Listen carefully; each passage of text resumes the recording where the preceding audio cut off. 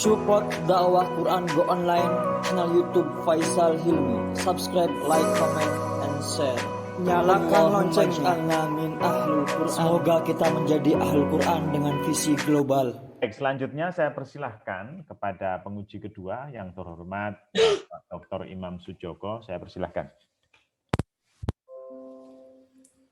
Baik, terima kasih Pak Arif. Saya lanjutkan tadi yang sudah sedikit ya.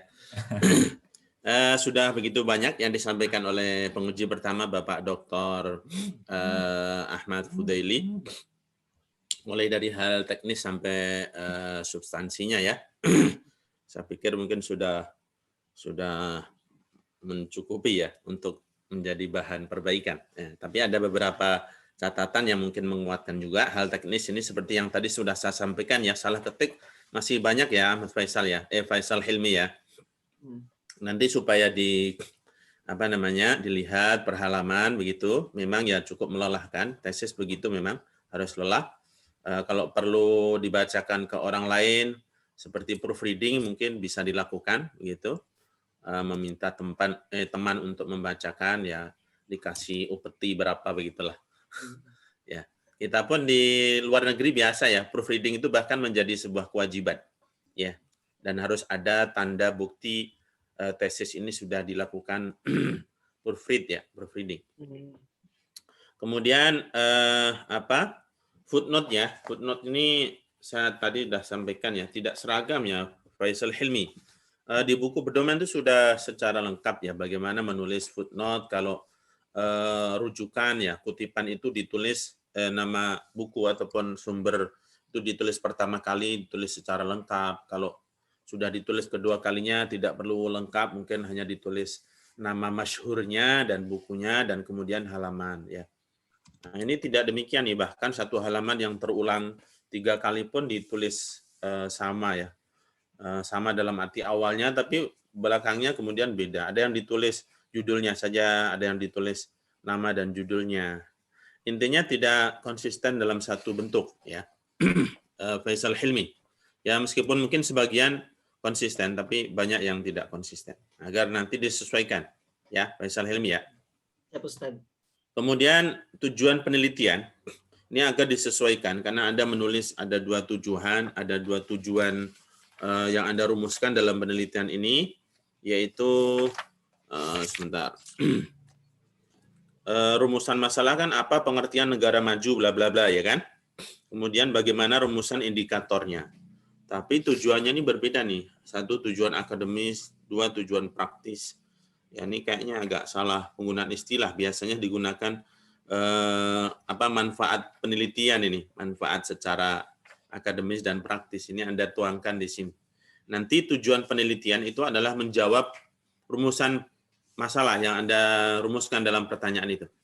Ya, disesuaikan. Kalau memang Anda tujuannya dalam tesis ini untuk ingin mengetahui apa itu standar negara maju dalam tafsiran istilah umum dan juga ulama, maka tujuannya itu juga untuk mengetahui ya bagaimana rumusan indikator negara maju dalam tafsir 3 tafsir, maka Anda juga tujuannya untuk menjawab pertanyaan yang kedua itu. Ya ini tidak sesuai ya antara rumusan dengan tujuan. Ya meskipun di isinya Anda berusaha untuk itu. Kemudian saya melihat juga literatur review ini sedikit sekali ya, Hilmi ya, cuman 3 biji saja. Ya, memang tidak ada itu ya, penelitian yang lain atau kebetulan baru dapat itu saja ya, Hilmi ya? Cuman ya, tadinya 3 biji saja ini. Tadinya banyak Ustaz. Cuman tadi menurut Ustaz Hamka mungkin ada rujukan-rujukan yang dianggap tidak terkait sehingga dikeluarkan gitulah. Oh gitu. Tapi memang untuk mencari tema indikator negara maju dalam Al-Qur'an itu memang agak tidak mudah gitu Ustaz. Ya mungkin kalaupun toh tidak disambungkan dengan Quran ya barangkali negara maju begitu. Barangkali ya. Mungkin sedikit saya tadi cari-cari di Google itu tentang nama tafsir itu apakah Quran Karim atau Al-Quran Al-Karim ya. Ternyata beberapa cetakan itu sampulnya beda-beda ya. Ada yang Quran Karim, ada yang Al-Quran Al-Karim gitu. Tadi saya screenshot di sini. Ada yang tafsir Mahmud Yunus begitu. Al-Qur'an Karim, Quran Karim tafsir Mahmud Yunus ya. Mungkin kalau memang diperlukan ya, ada di footnote gitulah. Anda sebutkan saja secara ringkas penamaan tafsir ini ada beberapa perbedaan tulis ya.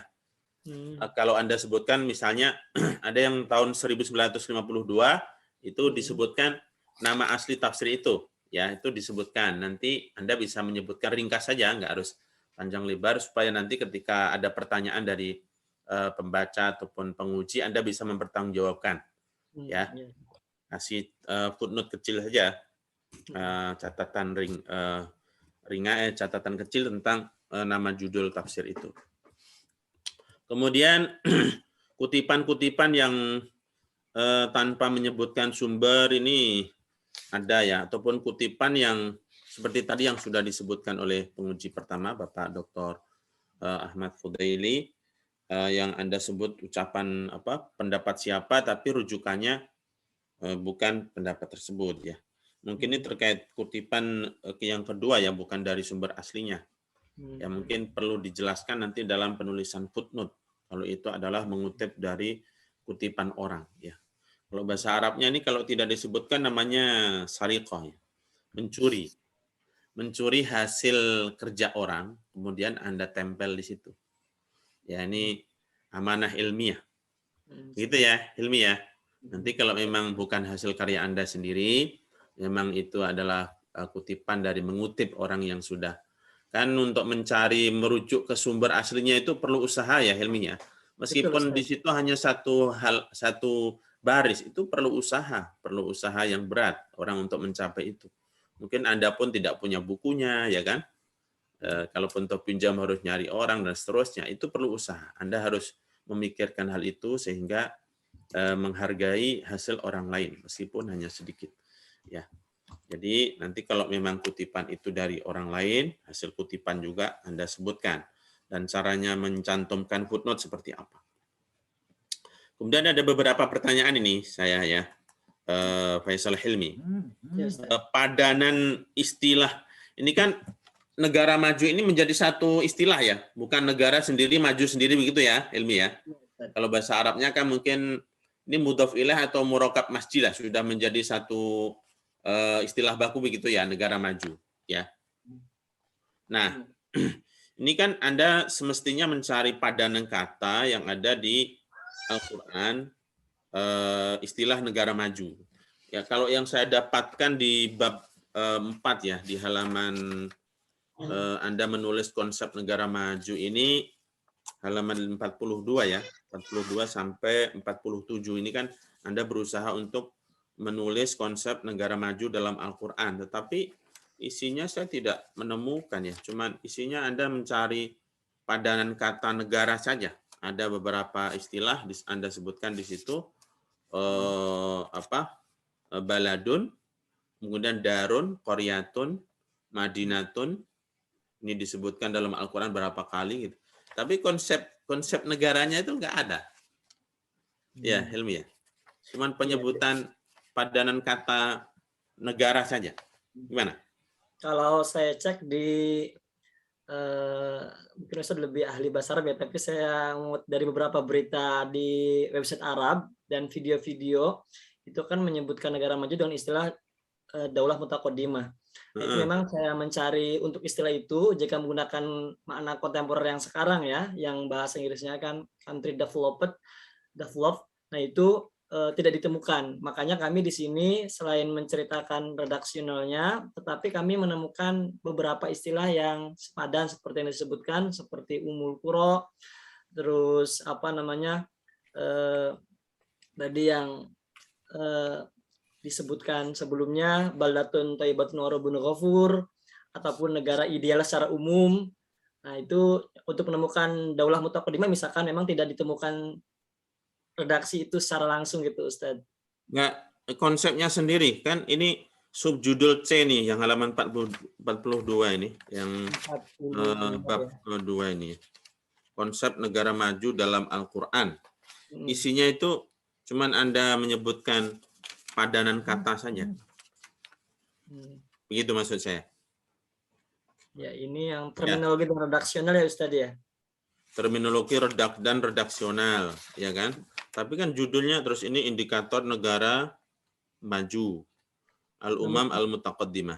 Mungkin sekedar masukan saja, ada istilah yang barangkali mendekati ya. Di Al-Quran itu ada namanya istilah al-baladut thayyib. Wal baladu thayyibu yakhruju nabatuhu bi idzni rabbih walladzi khabutha la yakhruju illa nakida. Ya, dalam surat Al-A'raf ayat 58. Negara yang baik, mungkin kalau itu bisa diambil lebih dekat ya. Negara yang baik itu kan ya mungkin negara maju ya. Betul. Ya, itu adalah Al-A'raf ayat berapa tadi Ustaz? gimana? Al-A'raf ayat Ayat 58. 58 Ustaz. Iya. Ya, itu ada istilah wal baladut thayyibu dan juga kebalikannya al-khabith, negara yang buruk. Nah, itu indikatornya ayat itu menyebutkan negara yang subur. Tanahnya subur ya.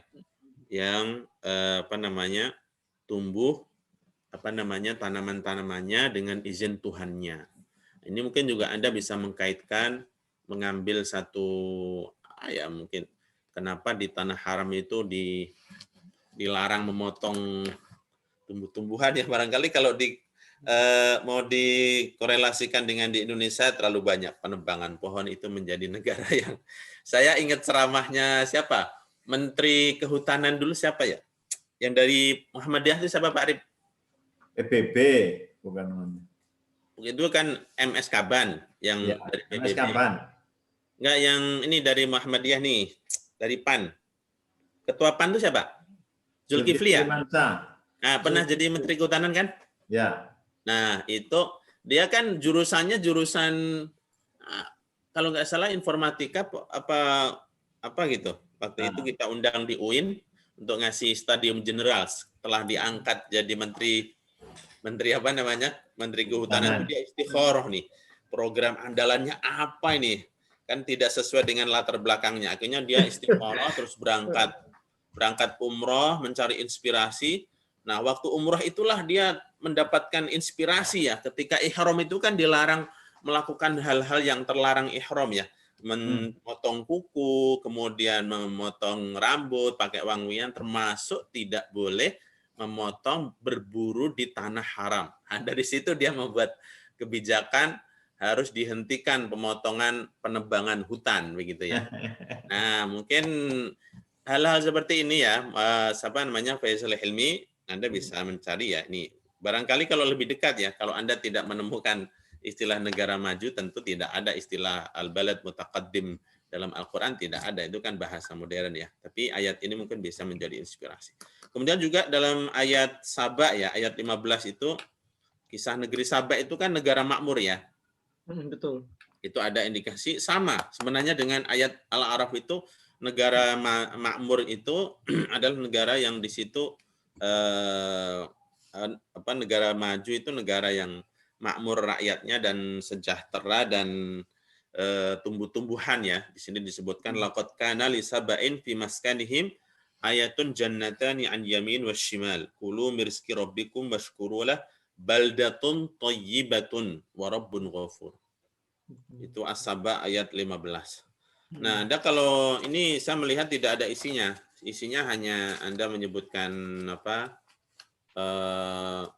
padanan kata negeri, kemudian tapi indikator negara majunya bukan dalam Al-Quran seperti ini. Ini mungkin bisa Anda masukkan ya, barangkali itu jadi bagian ya dari indikator yang ada di dalam tafsir Al-Quran, negara-negara yang disebutkan sebagai negeri yang baik ya oleh di dalam Al-Quran.